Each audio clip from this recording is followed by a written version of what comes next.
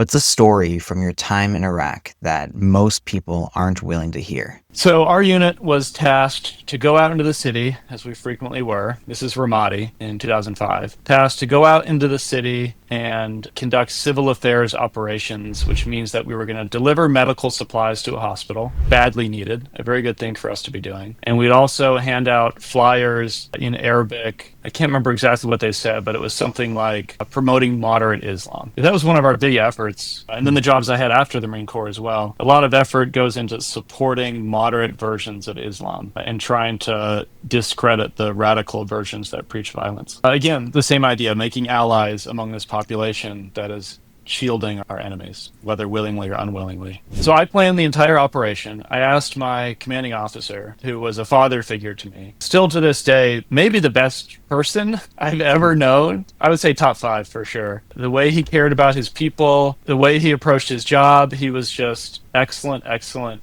excellent. And everyone he knew thought the exact same thing. Like, I would hear from everyone how lucky I was to be working with him.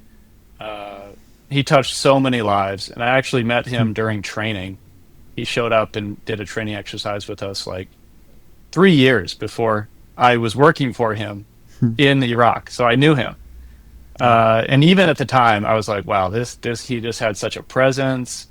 And he like, our unit was 250 people. He knew every person's first name, which is kind of unusual in the military. I still don't know the first name of some of the guys that I know. They're just they're they're Schmidt. That's who they are. They're Schmidt. They don't I don't know even know what their first name is. And you don't need to know anymore. That's who we were. He knew all their first names. He knew whether they had a spouse, how many kids they had, their names of their families, what their future plans were, like everything. I don't even understand how he had the time to come up with this information. But he did, and he would walk around every single person. He would be like, "How's Betty? Are you, how's that house coming?" Just incredible, incredible, such warmth. So anyway, he was my boss. I was so lucky to be his number 2, and we were asked to go out into the city. And I was like, "Hey, boss, you go out on every operation. We've been here for 3 months. Let me do this one." And he was like, "Okay." So I planned the entire thing. I got the intelligence. I organized everybody, 200 people, who was going in what vehicle, where we were going to go, the whole path, full day operation. So we loaded up, and we were literally started the engines, ready to head out of the gate, and he comes running out, and he comes up to the lead Humvee, which is where the commander rides, the most dangerous spot in the front. And he said, "Hey, jump in the back. I can't let my entire company go out without me. I can't do it. Thank you for planning this. I have the con." And so I went and got in the rear vehicle. He got in the front vehicle, got in the seat where I was going to sit, and we rolled out. We rolled out into the city, way out into the city, and so we came to the area where we needed to go to the hospital. And to get to that area, we had to cross a narrow bridge, really more of a dirt sort of trail over the canal. It was the only place to cross for a mile in either direction. The only place. And we drove across, and two-thirds of us drove across. We went to the hospital. We did all that stuff, and then we're packing up to leave. And we had left 1/3 of our force on the north side of the river, which is where we had come from. 1/3 of our force on the north side of the river to make sure everything was safe. And another thing to know is that this was my second deployment, and it was my boss's first deployment. Even though he had a lot of book experience and training exercises, he was pretty new to this whole thing. And especially he was new to counterinsurgency, because they don't teach it. They don't teach it in the Marine Corps, which is so bizarre. The culture of all-out war runs so deep in the Marine Corps. They still don't teach it. And so his thought was, we've got to get everyone together before we go back. We've got to have full force in case we run into an army. Like, he's still in that mindset.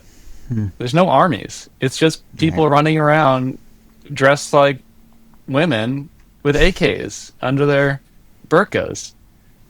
So he called everyone down to the south side, and we spent an hour An hour getting everyone reorganized, back in line, ready to go back across the same bridge we had just come down.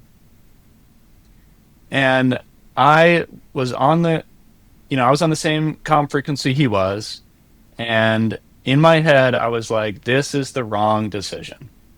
We need to be, first of all, we need to go back ASAP. We've been out here too long already. The enemy is going to be, making plans to hit us on the way back because they know where there's only one road back that we're taking. And we definitely should not bring the guys on the north of the river to the south because they're going to keep us safe as we go across the river. But I didn't say anything. And I actually went through PTSD counseling for this because I held the guilt from that to 15 years. And I finally was able to let go of it. So we head back up north and we cross the river, and the lead vehicle that he was in, that I would have been in if he hadn't come out, it got across the river and was annihilated by a massive IED that had been placed in the road. And then we came under fire from dozens of fighters all along the north side of the river, firing from the positions that we had just occupied not an hour earlier and abandoned because of my boss's order. He was killed instantly. His body was, I don't want to get into the details. He was killed instantly along with two other people in the vehicle. There were two survivors, and they were both very, very badly burned, thanks to our corpsmen who ran under fire. They ran under fire to the burning vehicle to pull those two guys out and treated them and saved their lives. But they were, every inch of their body was burned. And then that kicked off a 2-hour firefight, and we had to figure out where these guys were, and I was in charge. I actually didn't realize my boss was dead until an hour in. I thought he was just wounded.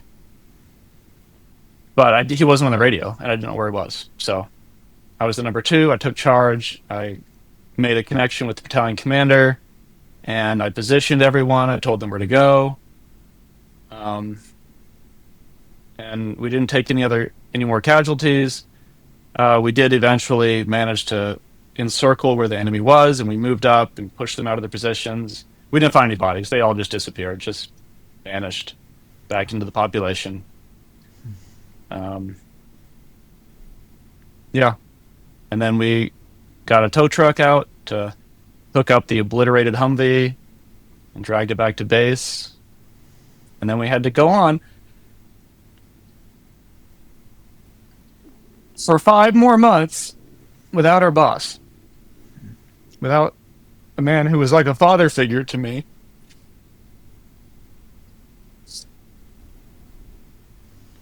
And I was in charge for about a month, and then they sent another captain out to replace him. And he was fine, but he definitely wasn't. I'm just gonna grab a tissue. Yeah, go ahead.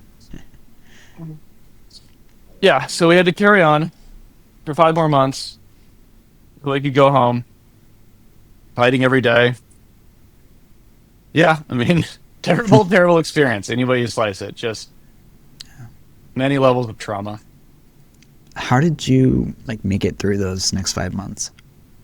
I didn't really. I kind of holed up. I'm really ashamed to say it, but I didn't go on as many patrols as I should. I wasn't as engaged as I should have been. I was kind of keeping up appearances and just trying to gut it out until I could go to somewhere else besides that place. Yeah. What was his name? John Maloney from Massachusetts. Still today, I hear stories about him and people who, yeah, he was just an amazing person. Do you have a favorite story of him with you? So my favorite story is, I was present, but it wasn't really related to me. So one of our squad leaders came in, and he was just delivering the daily report, just routine business. And John was like, "How are you doing today, Staff Sergeant?" And he was like, "I'm doing good, sir. I'm doing good." And John was like, "You're pretty squared away. Have you ever considered going to college?" The Staff Sergeant was like, he blinked and he was like, "College? Me? No. Why would I? Why would I do that?" And John was like, "Well, you're pretty squared away. You're intelligent. You're a hard worker. You have good values. I think you could go to college and become an officer."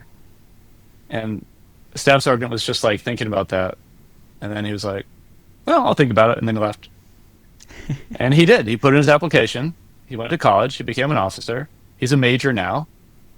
John changed his life with a 2-second conversation. He saw something in him.